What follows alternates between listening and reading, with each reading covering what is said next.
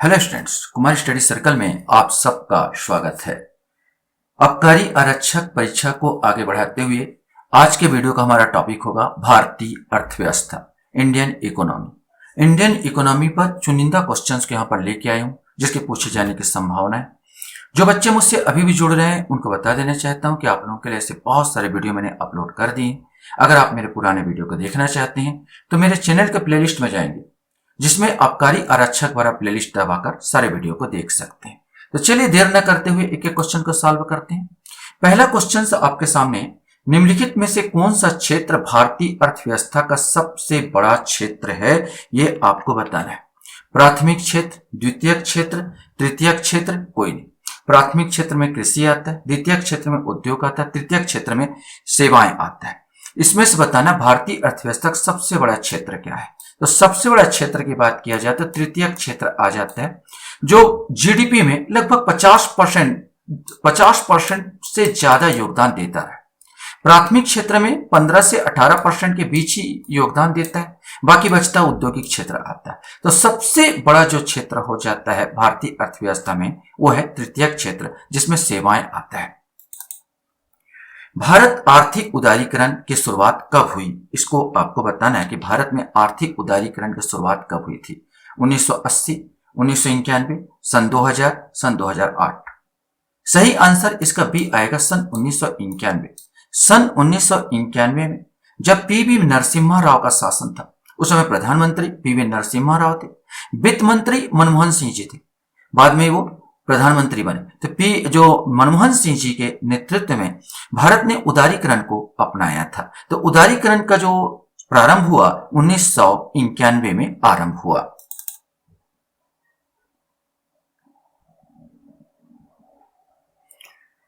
Question हमारे सामने, भारतीय अर्थव्यवस्था में स्वर्ण क्रांति किससे संबंधित है। कृषि, डेयरी, बागवानी, शहद या मत्स्य पालन, इसमें से आपको बताना है। सही आंसर सी आएगा, बागवानी और शहद से संबंधित है। भारत में जीएसटी कब लागू किया गया। 1 जनवरी 2017, 1 अप्रैल 2017, 1 जुलाई 2017 या 15 अगस्त 2017, इसमें से कोई एक आएगा। सही आंसर, भारत में जो जीएसटी लगता है 1 जुलाई 2017 से इसको आरंभ किया गया था। क्वेश्चन हमारे सामने आता है कि भारत में मौद्रिक नीति कौन बनाता है। मौद्रिक नीति मतलब होता है क्या आपका ब्याज दर होगा, क्या आपका बैंक दर, ब्याज दर, ये सब सीआरआर, एसएलआर, ये सब के सब को वार्तालाप जो होता है यहाँ पर भारतीय अर्थव्यवस्था में, तो उसको कौन बनाता है। वित्त मंत्रालय, भारतीय रिजर्व बैंक, नीति आयोग या सेबी, इसमें से कोई एक आएगा। सही आंसर बी आएगा, आरबीआई, भारतीय रिजर्व बैंक ऑफ इंडिया, ये मौद्रिक नीति के लिए जिम्मेदार है। चाहे उस केस रिजर्व रेशियो हो जिसको सीआरआर कहा जाता है, चाहे एसएलआर कहा जाता है, बैंक दर बोल दिया जाएगा, रिपो दर बोल, जितने सब होते हैं ये सब के सब बनाते हैं भारतीय रिजर्व बैंक। क्वेश्चन हमारे सामने यहां पर आता है, गरीबी रेखा को निर्धारित करने के लिए कौन सा संगठन सर्वेक्षण करता है। आरबीआई, एनएसएसओ, नीति आयोग या सेबी, इसमें से आपको बताना है कि कौन इसको करता है। सही आंसर बी आएगा, NSSO, national sample survey office. National sample survey office जो संगठन है वो गरीबी रेखा को निर्धारित करने के लिए संगठन या सर्वेक्षण करता है। भारत में किस पंचवर्षीय योजना के दौरान मिश्रित अर्थव्यवस्था को अपनाया, इसमें से आपको बताना। प्रथम पंचवर्षीय योजना, द्वितीय पंचवर्षीय योजना, तृतीय पंचवर्षीय योजना या चतुर्थ पंचवर्षीय योजना।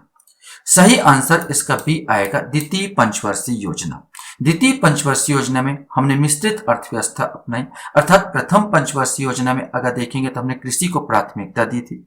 द्वितीय पंचवर्षीय योजना में हमने कृषि के साथ साथ उद्योगों को प्राथमिकता दी, जिसमें बड़े बड़े उद्योग, भिलाई स्टील प्लांट, राउरकेला और दुर्गापुर, ये सब जो यहाँ पर लगाए गए थे। तो हमने उद्योगों को ज्यादा प्राथमिकता दी थी, प्लस इसके साथ कृषि के साथ, इसको कहा जाता है मिश्रित अर्थव्यवस्था। तो मिश्रित अर्थव्यवस्था हमको जो देखने को मिलता है वो आप द्वितीय पंचवर्षीय योजना में देखने को मिलता है। प्राथमिक द्वितीय क्षेत्र दोनों को यहाँ पर, या पूंजीवादी और साम्यवादी दोनों का मिश्रित रूप हमको देखने को मिलता है द्वितीय पंचवर्षीय योजना में।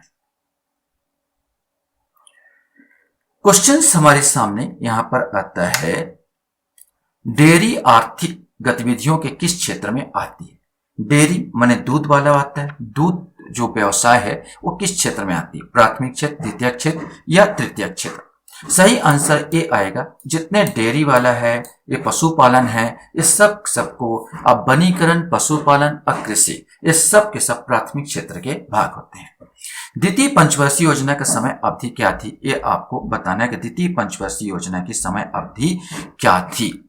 1957 से 1962, 1958 से 1963, 1955 से 1960 या 1956 से 1961? सही आंसर डी आएगा, 1956 से 1961। 1951 से 1956 तक प्रथम पंचवर्षीय योजना चली थी। प्रथम पंचवर्षीय योजना 1951 से 1956 तक हैरेट डोमर मॉडल पर आधारित था। द्वितीय पंचवर्षीय योजना महालनोबिस मॉडल पर आधारित था, जो 1956 से 1961 तक चला। क्वेश्चन हमारे सामने 10वां नंबर का है। वस्तु के आयात निर्यात पर लगाया गया कर खालिस्तान के रूप में जाना जाता है? सीमा शुल्क, कस्टम ड्यूटी, उत्पाद शुल्क, वेट या जीएसटी? सही आंसर ए आएगा, यह सीमा शुल्क या कस्टम ड्यूटी के रूप में जाना जाता है। क्वेश्चंस आपके सामने हैं।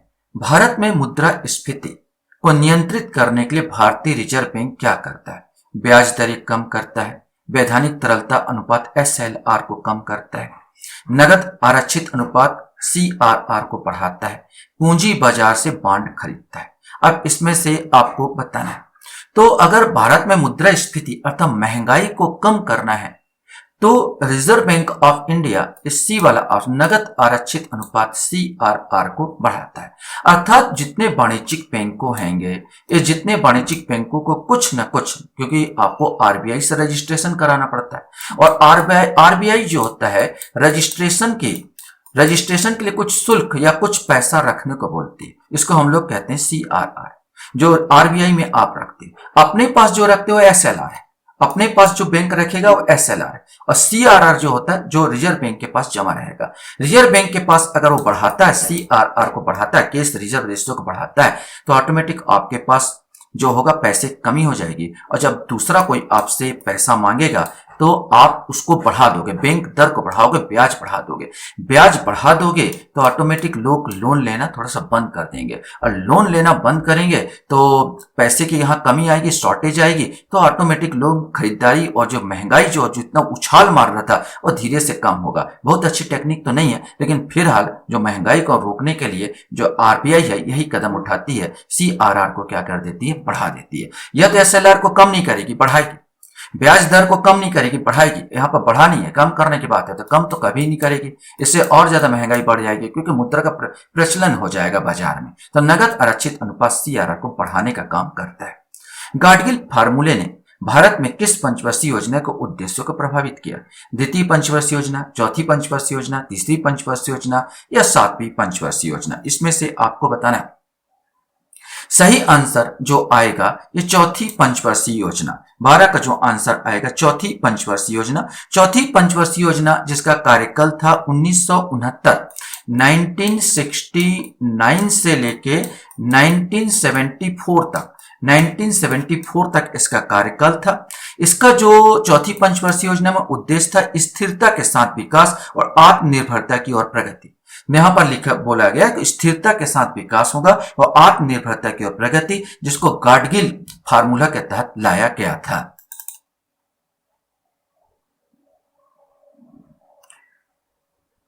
क्वेश्चंस हमारे सामने हैं। RBI reserve bank of India की स्थापना कब हुई थी, ये आपको बताना है। 1934, 1935, 1936 या 1949? इसमें से कोई एक आएगा। सही आंसर 1935। ब्रिटिश सरकार ने 1935 का एक्ट पारित किया था। उसमें एक संघीय बैंक की स्थापना की बात की गई थी। RBI 1935, बाद में इसी को केंद्रीय बैंक बना दिया गया। भारतीय स्टेट बैंक को पहले इस नाम से जाना जाता था। Imperial bank of India, Canara bank, syndicate bank या भारतीय सहकारी बैंक? इसमें से कोई एक आएगा। सही answer imperial bank of India के नाम से जाना जाता था भारतीय स्टेट बैंक को।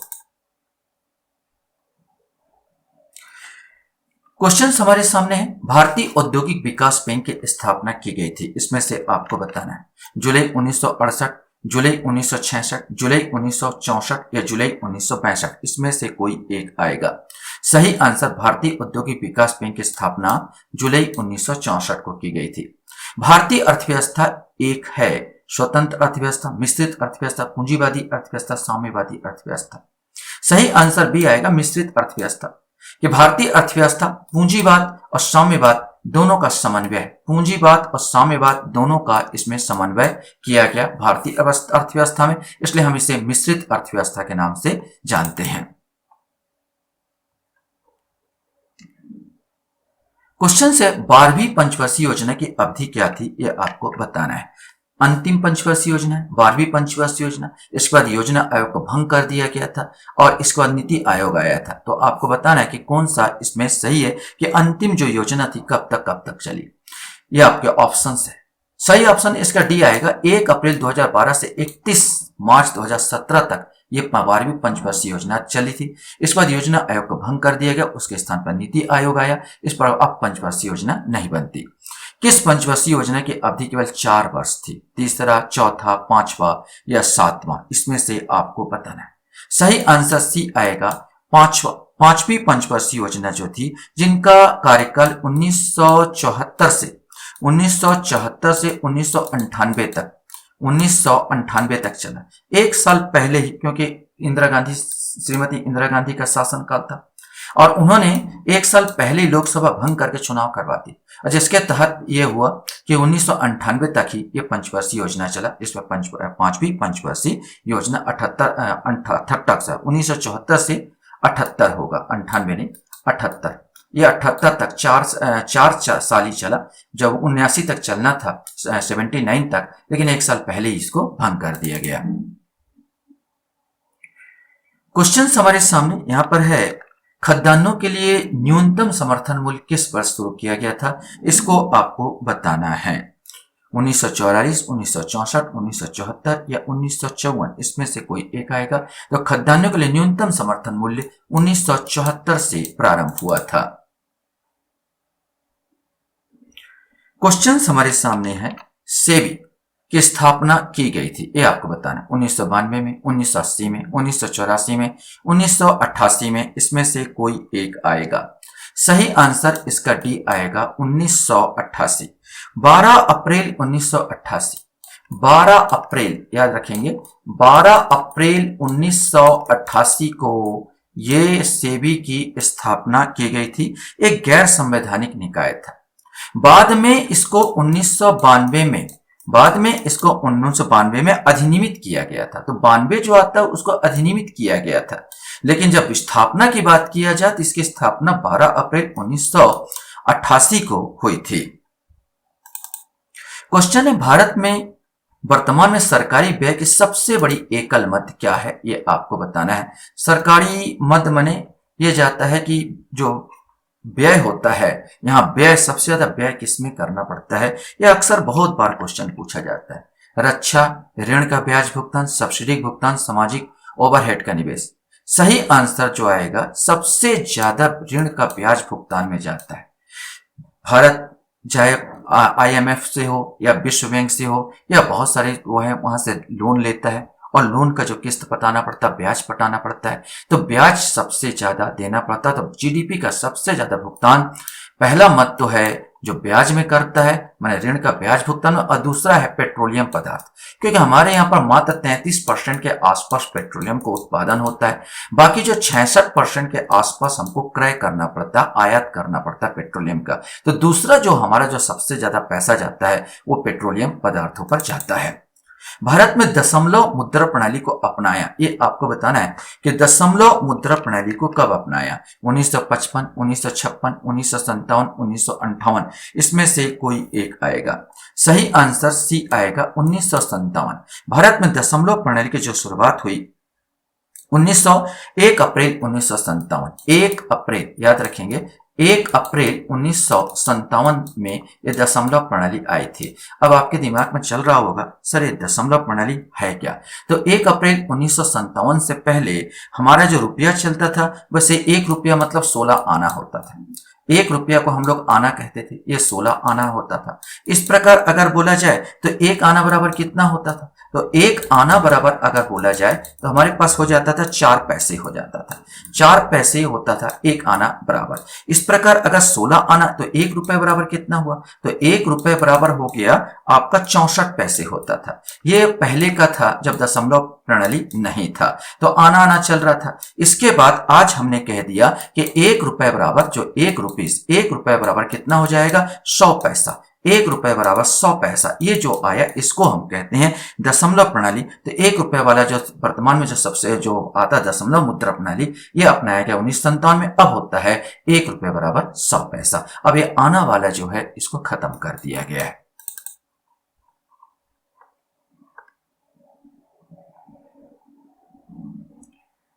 क्वेश्चन हमारे सामने, वह बाजार जिसमें धन का ऋण प्राप्त किया जा सकता है कहलाता है आरक्षित बाजार, संस्थागत बाजार, मुद्रा बाजार या विनिमय बाजार। इसमें से कोई एक आएगा। सही आंसर, इसे मुद्रा बाजार के रूप में जाना जाता है।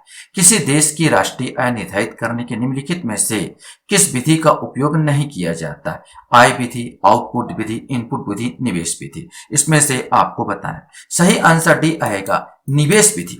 निवेश विधि का उपयोग हम नहीं करते। हम राष्ट्रीय आय के निर्धारित करने के लिए अगर बोलूं तो आय विधि का, व्यय विधि का, और आय विधि उत्पादन विधि, व्यय विधि, या उत्पादन विधि आय विधि व्यय विधि। सीधा हिंदी में बात करूं तो उत्पादन विधि, आय विधि, व्यय विधि, या आय विधि, आउटपुट विधि, इनपुट विधि। निवेश विधि का उपयोग नहीं होता।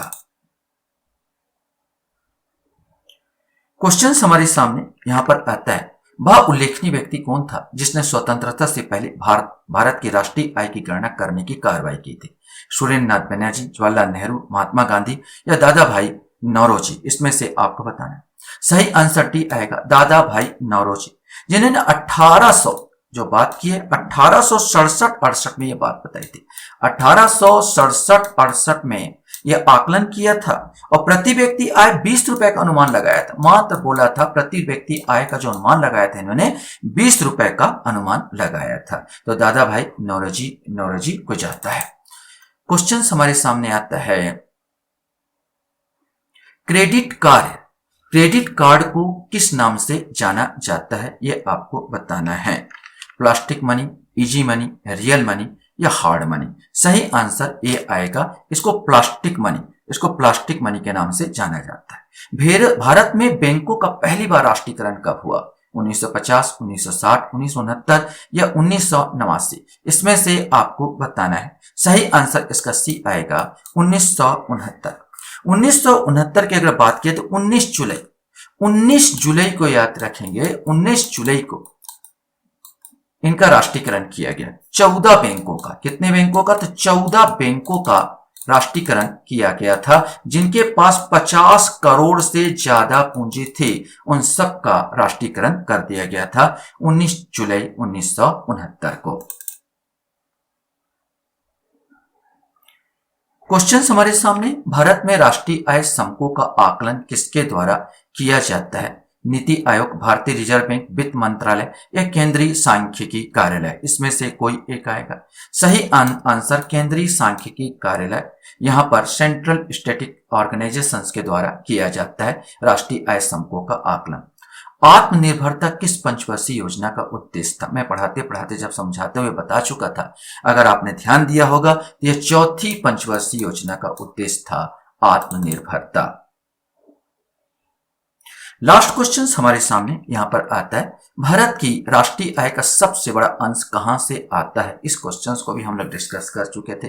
प्राथमिक क्षेत्र, द्वितीयक क्षेत्र, तृतीयक क्षेत्र। मैंने कहा था 50% से ज्यादा जो आता है जीडीपी का वो तृतीयक क्षेत्र से ही आता है। उसी क्वेश्चन को घुमा कर ऐसे भी पूछा गया कि भारत का राष्ट्रीय आय का सबसे बड़ा अंश कहां से आता है? तो तृतीयक क्षेत्र जो 50% से ज्यादा का योगदान देता है, और सबसे कम आता है जो प्राथमिक क्षेत्र से, बीच में आता है द्वितीयक क्षेत्र से। पूरा जो है 15 से 19% के बीच यह आता है। अक्सर अब तो 15% के आसपास ही बैठता है प्राथमिक क्षेत्रों का योगदान। द्वितीयक क्षेत्र और सबसे ज्यादा जो होता है सेवा क्षेत्र अर्थात तृतीयक क्षेत्रों के योगदान यहां पर आता है। आशा करता हूं ये वीडियो आपको अच्छा लगा होगा। आप लोग मेरे वीडियो को वॉच करते इसलिए धन्यवाद। Thank you very much.